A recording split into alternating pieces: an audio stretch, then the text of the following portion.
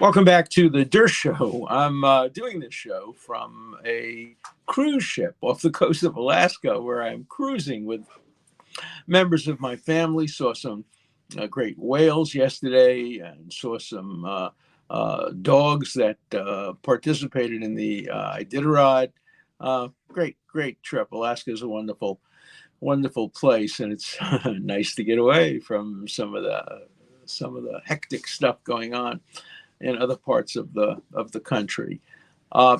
It's a Monday, and I was expecting the Supreme Court perhaps to decide the most important case of its term, perhaps of many terms, and that is whether a former president of the United States has any kind of immunity, the total immunity, partial immunity, or no immunity at all for actions he took while president. As you know, I think the court will split the difference and will give him some immunity for some actions he took while president, which extend beyond the time that he is no longer president, but it won't apply to actions that are more political and partisan in nature. But we're going to have to wait to see that decision when it comes down. But in the meantime, conspiracy theorists, including friends of mine, are saying, well, the Supreme Court is deliberately delaying this decision in order to give Trump a political advantage so that the case against him in Washington, D.C.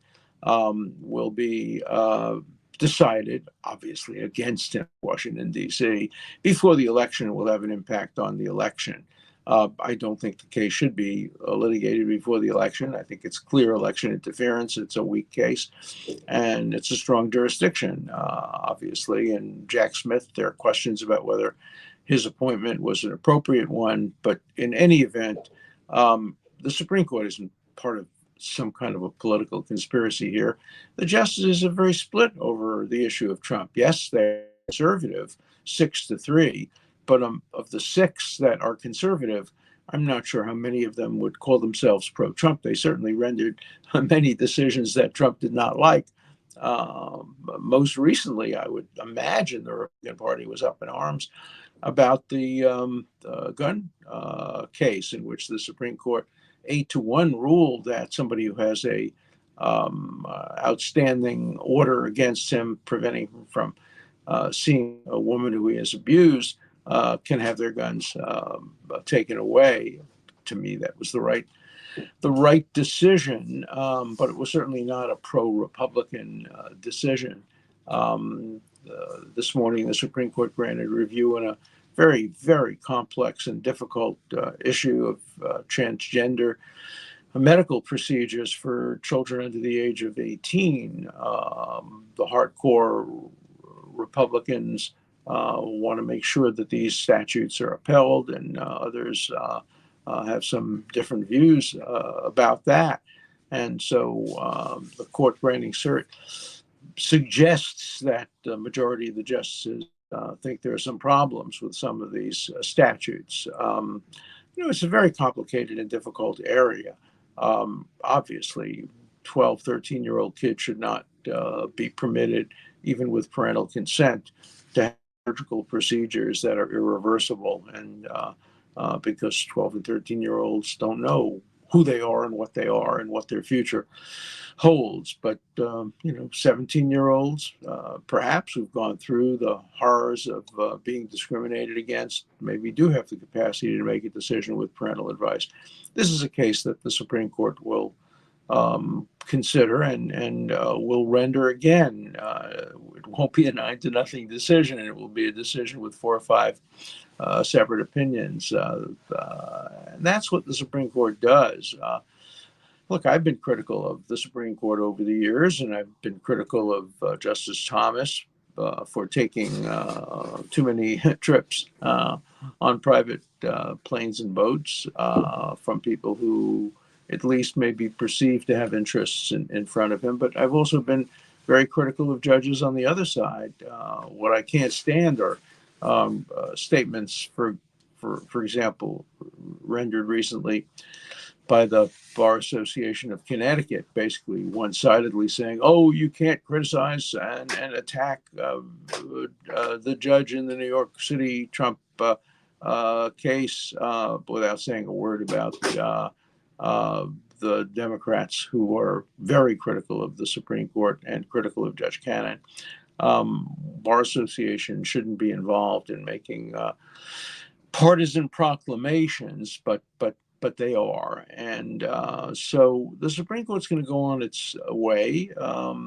In the next days, it will render very important decisions, particularly the decision involving immunity, but it will render other decisions as well.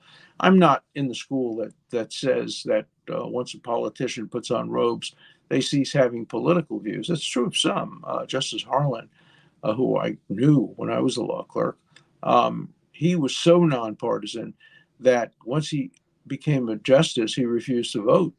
He didn't want his vote to influence his decision.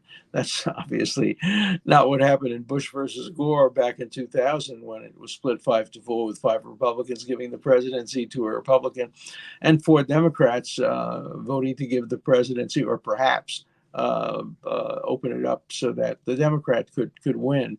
We're seeing a lot more partisanship and a lot more ideological bias by justices and judges over the years. At least they're more overt, and they're being reported on, which is a good thing. It's a good thing to have justices and judges held accountable for their views, but the conspiracy theorists are going much too far when they think that the justices are deliberately holding up the decision in order to benefit Trump. No, look, I can imagine a judge saying, not a Supreme Court justice, but a judge, an honest judge saying, look, I'm not going to let this case go to trial before the election. Judge Cannon may be doing that implicitly. These cases should be tried after the election. They should not be part of the electoral balance. Look what's happened in New York, where the Democrats are now put $50 million into advertisements proclaiming Donald Trump to be a convicted felon, 34 convictions, without disclosing the fact that this trial was a sham. By the way, I'm not allowed to say it was a sham according to the Connecticut bar, but it was a sham, and I'm going to say it was a sham. And so we're seeing the politicization of the criminal justice system, particularly in New York. As I've said before, I'm not decided yet who I'm going to vote for, but I am very clearly decided that I will not our case influence my decision at all. And we're coming up on the debate this Thursday, and obviously, but Biden will accuse Trump of being a convicted felon, and Trump will not be able to respond fully. He'll have one hand tied behind his back. I got a letter today. I won't read it now. I'll just mention it, saying, Trump ought to engage in civil disobedience if he's accused of being a felon. He should refuse to comply with the gag order and say, no, this case was unfair. The judge's daughter was a paid fundraiser for Democrats, and the judge may well have been influenced by his daughter's job. He should be free to criticize the jurors, not the jurors personally necessarily, but the fact that the jurors were selected from a veneer that's so one-sided and so biased and so anti-Trump. The judge should also allow him before Thursday to comment on the witnesses. Now, Bragg has withdrawn that request and said that they no longer request that he not be able to comment on Stormy Daniels and Michael Cohen, but the judge hasn't, as far as I know, hasn't changed that order. So it's not so clear whether Trump has the right to comment on the witnesses. He should, and the judge should make that clear before the debate so that he doesn't have to engage in an act of civil disobedience. I'm not here suggesting that he do that. I am just saying that one of the letters I got today suggested that. So, look, the Supreme Court has lost a lot of its credibility over the past 25 years. I think it started with Bush versus Gore. It may have even started before that with the failure to confirm justices to the Supreme Court like Robert, who were highly qualified, but who were ideologically on the wrong side. And the Democratic majority, in a very close vote, refused to confirm him in that. I think led to a lot of other issues. You know, when I was a young law professor, confirmations to the Supreme Court would be 98-2, 99-1, or sometimes 100-0. Ruth Bader Ginsburg was confirmed with over 90 votes. Steve Breyer was confirmed with very, very large majorities. But in recent years, the confirmations have been very, very close, and there have been possibilities that some would not be confirmed. Garland suffered the worst fate. His nomination wasn't even allowed to be put on the floor of the Senate for a vote, which I think was unconstitutional. I have my my more recent views of Garland as an attorney general, but at the time he was nominated, he was highly, highly qualified, one of the most qualified people by his record to be on the Supreme Court, and yet the Republicans held it up on the phony excuse that it was too close to elections, and then, of course, allowed Justice Barrett to be appointed just much, much closer to the elections. And the Republicans were saying, well, we did it because we could. We had the power to do it. That's not the basis on which principled decisions should be made.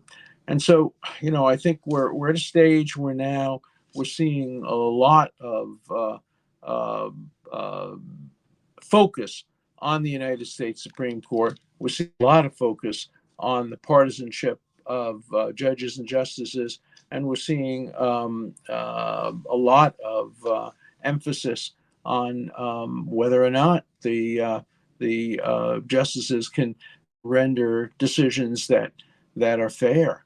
And so, here we go again. I'm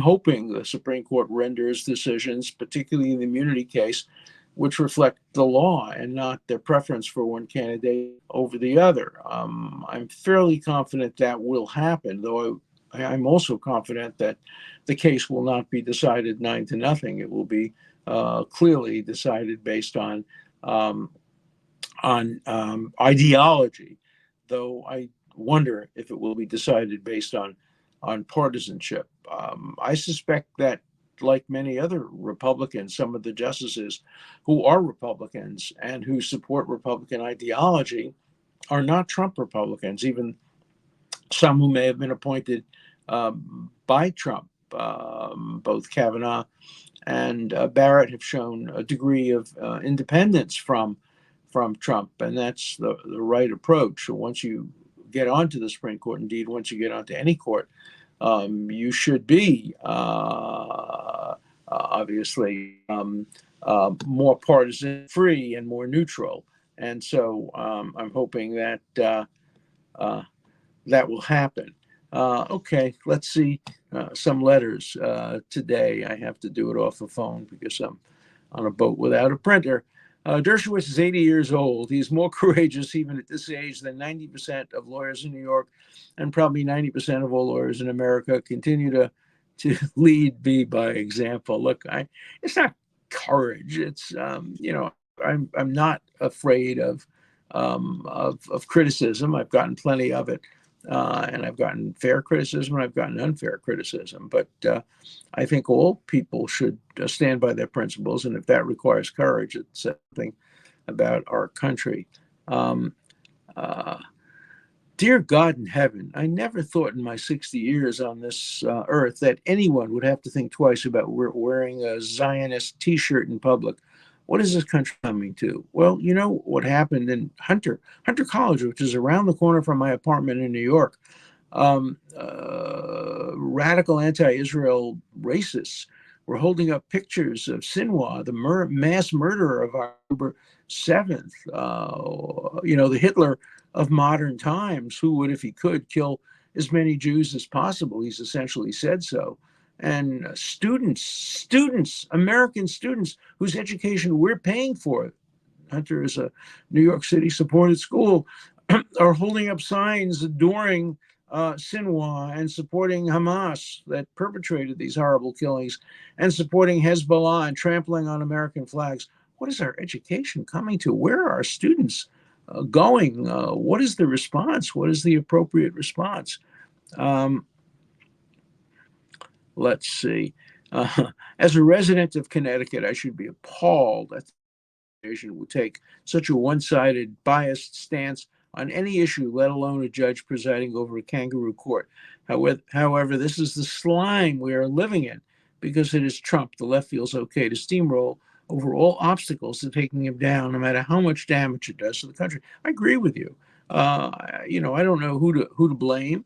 Some of the blame, obviously, most of the blame goes with those who are distorting the Constitution. But there are those who honestly believe that Trump poses a great danger. But the Constitution was designed to endure dangerous times, and I have to tell you, from the emails I get from my friends, it's not doing a good job. My friends and my former colleagues and others would trash the Constitution in order to get Trump, and they say the reason they're doing it is because they think Trump will distort the Constitution, and they're prepared to distort the Constitution. How many people are left who would today uphold the Constitution, even if it means that Trump gets reelected against their wishes? That there's not a lot of people out there, including a lot of my friends, who believe that. I watched the Dershow on YouTube a couple of days late, but glad I watched it. Once again, Professor Dershowitz presents outstanding analysis of the Trump New York State conviction situation, et cetera, et cetera. So, we're seeing a lot of support for that. I'm a supporter of RFK, and then he provides in random order good reasons for why you should support RFK. Look, I'm a friend of RFK. I like him. I knew his father. I liked his father.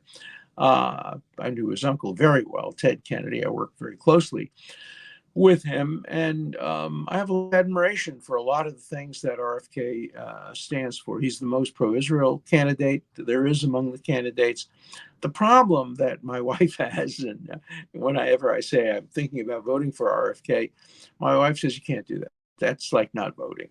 And if I thought RFK had a chance of winning, that would be different. But he has no chance of winning. I think it's a scandal that he's being kept off the debate stage by CNN.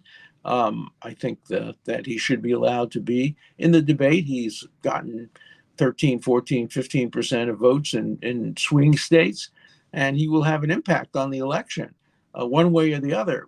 We don't know for sure whether or not he will take votes more away from Trump than from Biden, or more away from Biden than from Trump. We don't know the answer to that, but a democracy requires that all viable candidates be given an opportunity to speak. Now, the one thing that Trump and Biden agree on, and it's probably the only thing they agree on, is that Robert Kennedy shouldn't be in the debates. And that may be a good reason why he should be in the debates. When you have both candidates agreeing that a third party candidate shouldn't be involved in the debates, that sounds like a pretty good reason for allowing him to come and have his views and state them and let us decide.